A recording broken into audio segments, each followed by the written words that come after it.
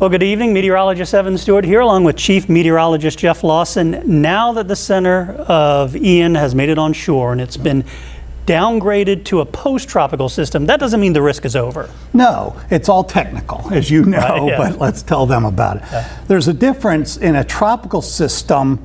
It has the warm air right in the middle of the storm. It's what's called a warm core system. It looks like a donut, in a well-developed, or a bagel, whatever you want to call it. That's why hurricanes have that perfect symmetrical look to them. Then we have what are called cold core systems. That is a typical, quote, regular area of low pressure that's non-tropical. That means, especially in a developed storm, we often talk about them looking like a comma shape.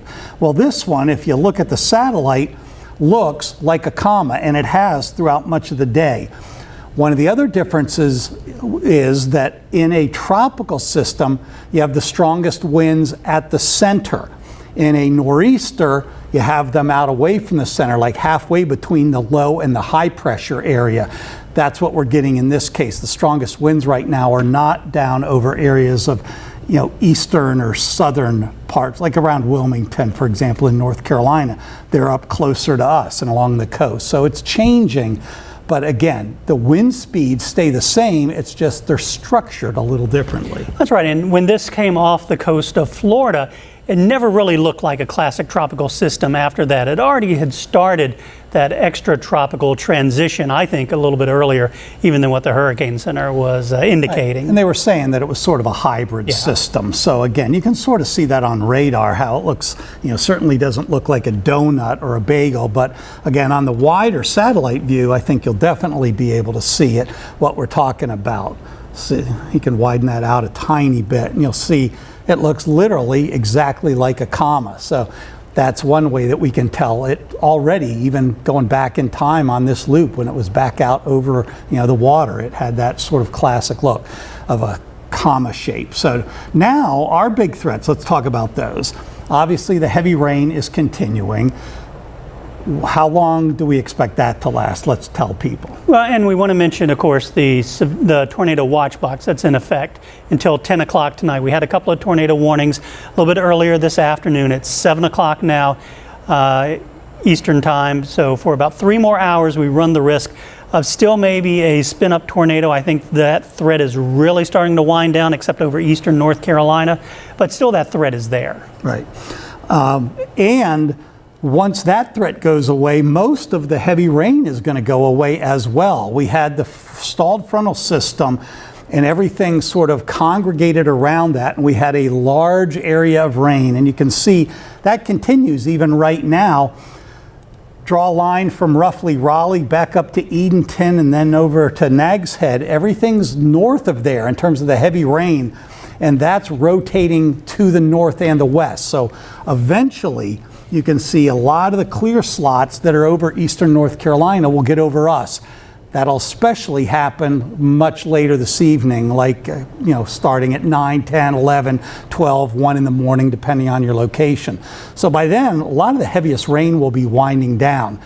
Until that happens, we've already seen 2 to 6 inches across the area, and we're going to see some more. It won't be as widespread, but where you get these narrow bands of storms coming up over you, we'll still have some heavy rain just in spots that'll add to, again, your rainfall total, but maybe not that of your neighbors, 5 or 10 miles east or west of you. So things will start to wind down. Right. Earlier today, we had the warm front, and that's where a lot of the moisture was coming from, kind of pulled from the system. And once we get past, like you said, Jeff, around 9 o'clock or so, we'll be kind of more in what you think of as kind of a tropical system with some breaks, and then a quick little band will come through. And even that will be winding down, certainly. Right. Talk about those precipitation amounts that we've seen so far. Most of the heavy rain, as we expected, was off towards the south, was down through North Carolina. We were saying generally 4 to 6 with higher amounts, and we've seen that. Through 5 days. Through 5 days, and that that's counts. The other thing. This is just the first of 2 different systems. This is, some of the remnants of Ian, and then what happens is there's sort of a surface component and an upper level component. The surface part sort of dies out, and that's the heavy rain we're getting now along that front. As that storm lifts north and we get into that dry slot tomorrow, we're not going to see much rain. Nor will we Saturday. We'll see a little bit maybe Saturday night, a few showers. Sunday, not much other than a few showers the first half of the day.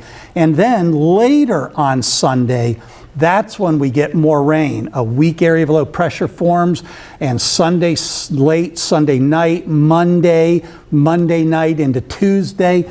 It won't be as heavy as this batch, but over that length of time, it's going to add up to another couple of inches. So that's where we were saying, the 5-day total. At one point, we put the 7-day total. The 7-day total was 4 to 8 inches. We obviously haven't seen that much, although Snug Harbor, you got a call or a text or something from somebody saying we already had 7 down there.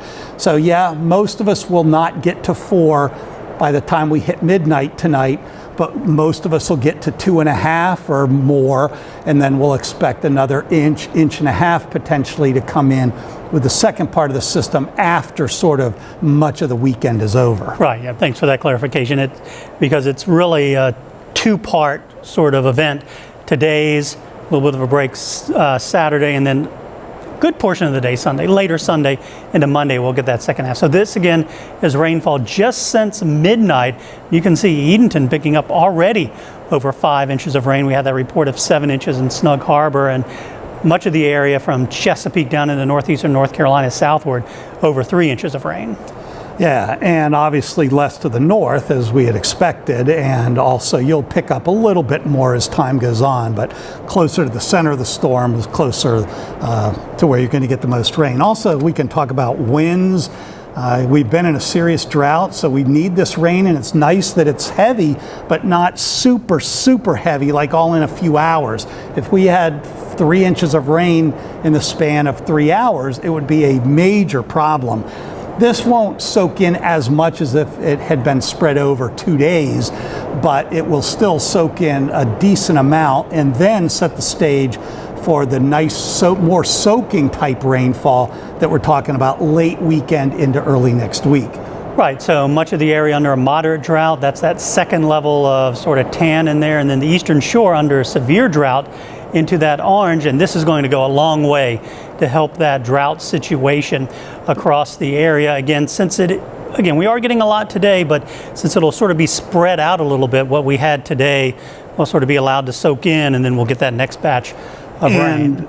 People look at, when we put the almanac page for today up, if you could pull that up maybe. Oh, yeah. The almanac page is going to show, well, actually, after today, it's a lot less behind schedule than it was, but we were, I think as of yesterday, maybe 11.8, I want to say, below normal. Yeah, we were. Roughly, we were certainly 11 point something. Now we're 9. That's a huge difference in 1 year, but that doesn't tell the whole story, because last year we started out well above normal and we ended up 2021 9 inches or more below normal. So going into the last 18 months, the last year and a half, the number was actually about 20 inches below normal. That's like, I don't know, probably a third of our normal rainfall in that time, below normal. Right. All right, now let's talk about the winds, because these are some of the peak wind gusts that we've seen so far today, and certainly, wind gusts over 50 miles per hour in quite a few locations. Yeah, and the good news is those have been gusts and not sustained. 50 some mile per hour sustained wind would be tropical storm strength, and that's when you start to get some potential damage, with roof damage and that kind of thing.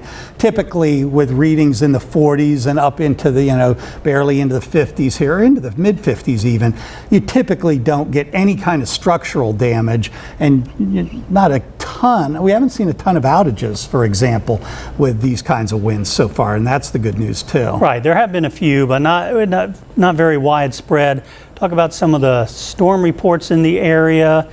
Let's see, let's get to that and talk about some of those winds that we've seen. Again, we had a tree down earlier today in Greenbrier, and some of these gusts out there over the ocean water, an 87 mile per hour gust way out there towards the Mezzanine Station, Chesapeake Light Tower. Right. I know a lot of the boaters out there familiar with that.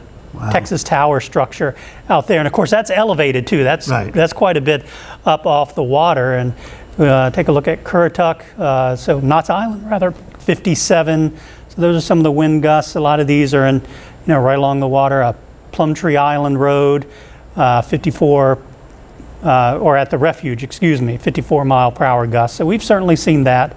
And back inland, we've seen quite a few, even back towards Raleigh-Durham, and that's where the center of circulation is going to pass. I want to take a look at some of these storm surge reports. Again, they're a little bit farther to our south, and we'll focus on what's going ahead here in just a moment. So overwash at North Topsail Beach, heading up towards Ocracoke, overwash on Highway 12, we expected that. Hyde County and Englehard at several side roads in the town, foot of water over them, and a 52 mile per hour gust down in Avon. And without knowing where that road was, it's hard to know if that was tidal or freshwater. I have a feeling it was freshwater probably. Could have very possibly been with some of the heaviest of the rain that we've seen down there. Now let's see, I don't see a future cast in here. I want to take a look at what's going ahead. Is that it? Yeah, there should be. Let's see, it'll be down a little bit here. Keep going. Here, the graph. Oh, there it is. So let's talk about what's going to happen now forward. Folks are, they're sitting at home. We've already had the heavy rain move through. We're still having some heavy rain. We can hear it on the roof of the station. What's going to happen as we go forward, Jeff? Yeah, well, as we mentioned, we're going to have the rain, not the entire evening, but in spots at times with a few breaks. We'll have that through late evening. Northern areas a little longer into the early overnight. And you can see some of those downpours will be very heavy. And then originally, a few days ago, it looked like maybe we'd have some heavy rain even still on Saturday when the storm was supposed to die out over Georgia. And, a few hundred miles northeast, we'd still have been getting that overrunning, heavier rain. Well, now that heavier rain Saturday, and we've been saying this for a day or two now, was likely to stay offshore on Saturday. So once we get into this dry slot tonight and into tomorrow, there will be very little rain. Tomorrow will not be a bad day at all. Tides will be up a little bit with some, quote, nuisance to maybe low end of minor flooding, but nothing we don't see many times during the year. Temperatures will be warm. The sun will peek through at times, probably even partly sunny. Then, as we get into tomorrow night, and Sunday, that's when we'll wait and see exactly how long it takes for that backlash to get here. It might not get here until Sunday late in the day, so you might even get by with Sunday being pretty decent.